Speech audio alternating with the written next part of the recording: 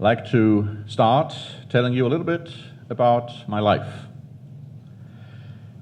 When I was practicing law in Germany, I had to represent a client, a member of the Worldwide Church of God, who had been fighting for conscientious objector status, but he was not accepted by the boards and had to go to court. And so when he asked me to represent him in front of the judges, I went into a great project of researching everything I could get my hands on, what the church had been writing about and publishing about military service and war.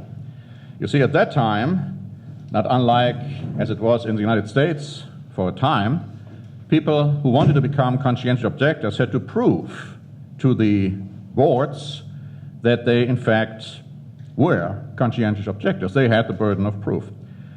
So I went through just about everything the church had to offer at the time, and I also looked into other literature from other churches who were likewise opposed to going to war, and what they had to say. And of course, one fundamental booklet, which is still in my possession, is the booklet by Mr. Herbert Armstrong, Military Service and War. Now, that booklet was originally written, and let me just look at the copyright and make sure I give you the right date, 1967. And then later, it was republished in 1985, 1 year before Mr. Armstrong died.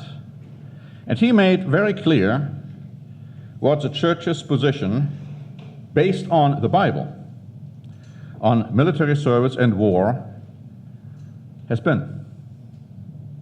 Now, I'm bringing this up because today it's easy for most people in the Western world. There is no draft, and even where there is a draft, they can just send in a postcard saying, well, I am a conscientious objector, and then that's accepted. But let's make no mistake, people are already here in the US talking about the reinstating of the draft. And even in the latest presidential Republican debate, this issue came up, and candidates were asked, are you for reinstating the draft? Especially in light of what's happening in Syria, what is happening with terrorist attacks, and so on.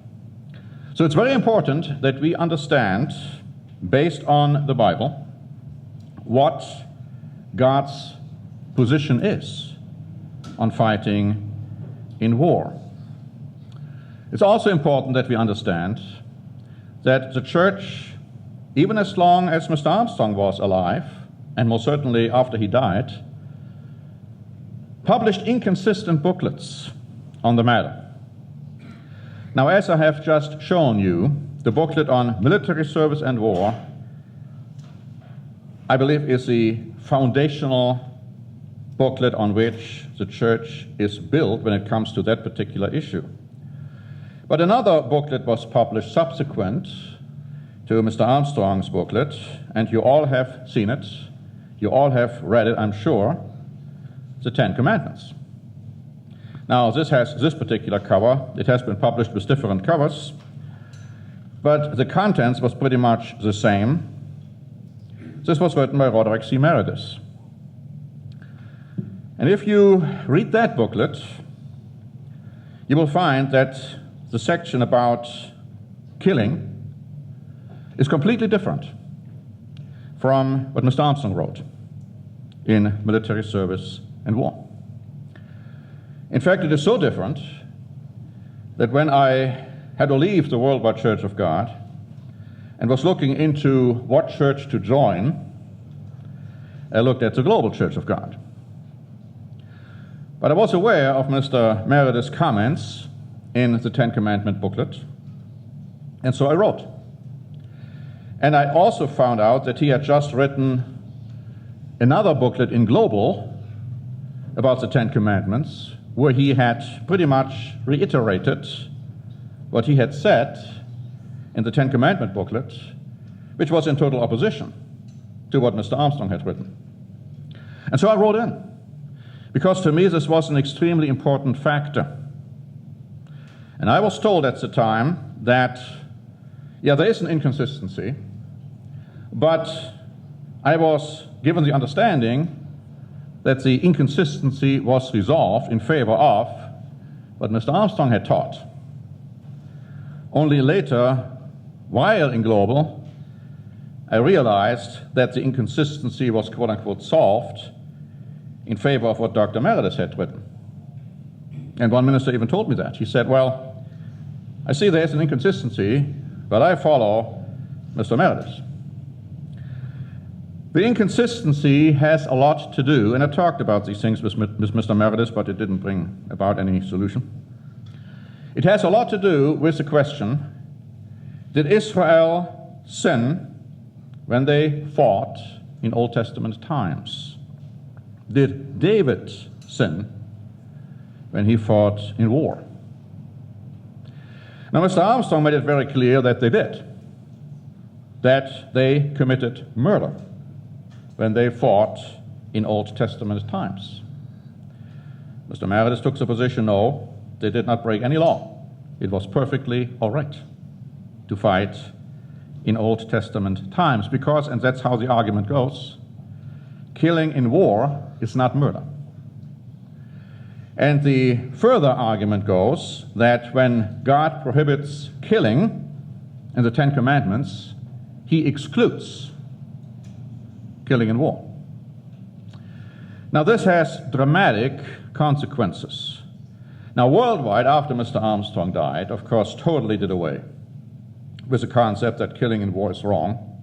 And they have come to the point where they advocate Christians, so-called Christians, to fight in certain quote-unquote righteous wars. And one example is always given, the Americans fighting against the evil forces of Nazi Germany in World War II. One other Church of God group has some time back already declared that it is a duty of a Christian to fight in war if it is a quote-unquote righteous war.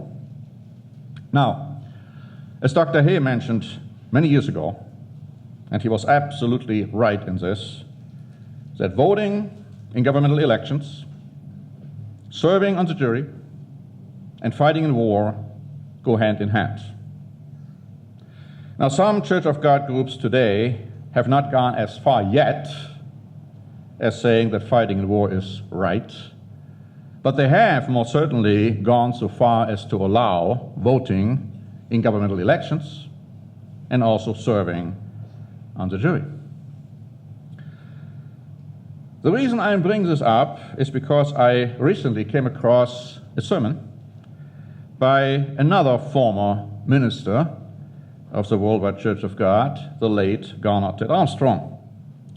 I found this sermon when I looked at one of our sermons which were posted on YouTube, and then on the right side you always have these quote-unquote other entries, and here was one by Garner Ted Armstrong. I thought, oh, I'm going to listen to this one because it had to do with war. He made the same wrong argument which others have made in the Worldwide Church of God, and that is that when it says, you shall not kill, in Exodus chapter 20 and in verse 13, one of the Ten Commandments, the Hebrew word is actually ratzach, R-A-T-S-A-C-H, and that word does not mean killing in war. It only refers to murder. And they say that when killing in war is described, another word is used in the Hebrew. Well, it's interesting that the Authorized Version, the Revised Standard Version, the New American Bible, and the New Jerusalem Bible all translate Exodus 20, verse 17, you shall not kill. But the more modern translations, such as the New King James Bible, or the NIV, or the Living Bible, they translate, you shall not murder. And some of the quote-unquote progressively minded liberal ministers have adopted that concept. Oh, it's only talking about murder. and killing in war isn't murder, so they say. And they say when the idea is used that people are being described as killing in war, another Hebrew word is used, and that word is harag, H-A-R-A-G, a different word. And they say this word does not mean murder, so when they kill in war, that's no murder. Because the word for murder is ratzah, so they say. You see, what's wrong about it is the fact that the word harag is describing murder. And so let's look at a few scriptures right now to make this point very clear. Let's look at the book of Psalms, chapter 10. Psalms chapter 10 and verse 8. Now remember the argument. The argument is when the word harag is used, that doesn't mean murder. All right, that's the argument. Psalm 10 and verse 8. He sits in the lurking places of the villages. In the secret places he murders the innocent. But the word is ratzah. I'm sorry, the word is harag. The word is harag, which allegedly doesn't mean murder, but here it's clearly translated correctly as murder. Let's look at another one, Hosea chapter 9. Hosea chapter 9 and verse 13. Hosea 9 and verse 13. Another word where the word harag is used. Just as I saw Ephraim like Tyre planted in a pleasant place, so Ephraim will bring out his children to the murderer. All right? Let's look at another one in Jeremiah chapter 4. Jeremiah chapter 4 and in verse 31. Jeremiah 4 and verse 31. For I have heard a voice as a woman in labor, the anguish as of her who brings forth her first child, the voice of the daughter of Zion, bewailing herself, who spreads her hands, saying, Woe is me now, for my soul is weary because of murderers. The word which is used for killing in war is defined here as murder. Notice another one in Genesis chapter 4. Now that should give us a clue as to how God looks at this quote-unquote alleged distinction, which isn't really a distinction. Now Cain talked with Abel his brother, and it came to pass when they were in the field that Cain rose against Abel his brother and killed him. So here we find that Abel was killed by his brother. The word again is harag. Okay, now how does the Bible in the New Testament describe that incident? Was it something like a accidental death? Or was it intentional? Was it murder? 1 John chapter 3 and verse 12. 1 John chapter 3 and verse 12. Here John is saying, don't be as Cain, who was of the wicked one, and murdered his brother. And why did he murder him? Because his works were evil, and his brothers were righteous. So obviously Cain killed his brother, harag in the Hebrew, but that word means murder. Now let's look at James chapter 4, another New Testament passage, which associates killing in war with murder. James 4, beginning in verse 1. Where do wars and fights come among you? Do they not come from your desires for pleasure that war in your members? You lust and do not have. You murder and covet and cannot obtain. You fight and war. Now the word for war, you fight and war, other translations have here, you fight and wage war, is polemio, just as in passing, a Greek word polemio, which means fighting in war. In Revelation 17:14, it's used, it talks about people making war with a lamb. The noun polemos means war. It's used in Revelation 12 and verse 7, where we read that the 10 kings will make war with the Lamb.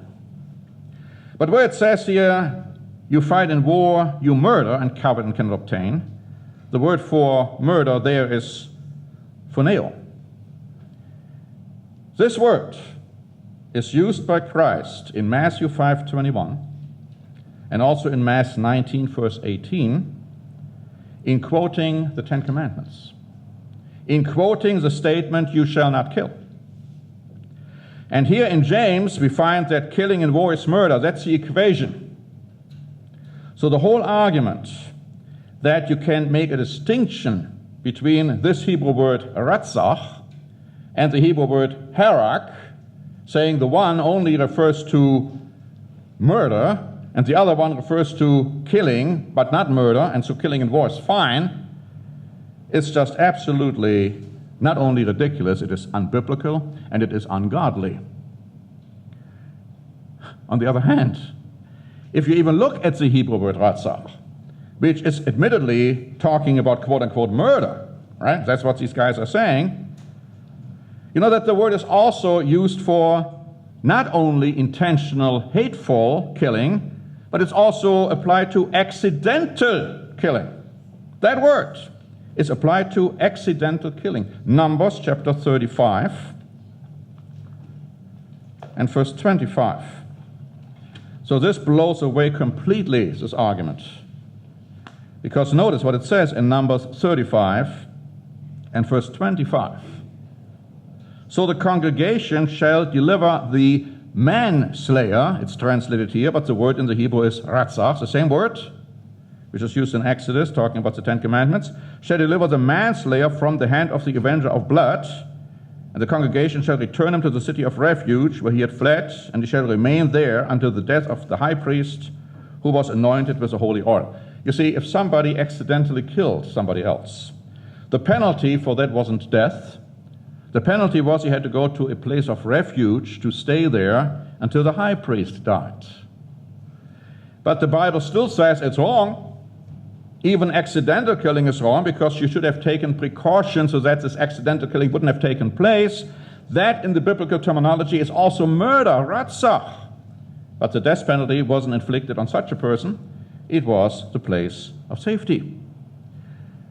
You see, accidental killing even is murder in the eyes of God. To kill innocent civilians in war is killing, is murder in the eyes of God. Which means a Christian cannot participate in it one way or the other. He will be guilty of murder in the eyes of God if he does so. I'm talking about this present evil world, of course. What we need to do, brethren, is to stay away from these worldly concepts we are hearing about all the time. Oh, we got to fight now in war against these terrorists. We got to do something for our country by joining the military. We have to be good patriots. Oh, we should have guns given to teachers, given to students on campus, so that they can defend themselves against attackers. We have to arm ourselves when we go to a concert, when we go to a theater, so that we can shoot back when people shoot at us. And on the ideas go.